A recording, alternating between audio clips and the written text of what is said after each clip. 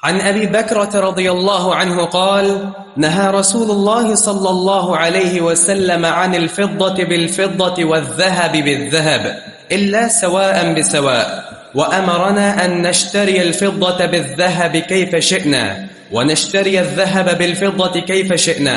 قال فسأله رجل فقال يدا بيد، فقال هكذا سمعت.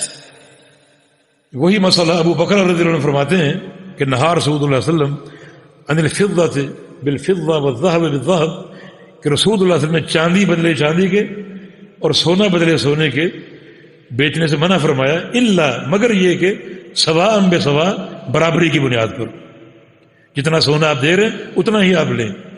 وہ امرنا ان نشتری الفضة بالذهب، اور آپ نے حکم دیا کہ چاندی خرید سکتے ہیں سونے کے بدلے، کئی فشینا جیسے چاہیں، کیونکہ جنس تبدیل ہو گئی. جب جنس ایک ہے تو پھر برابری کی بنیاد پر.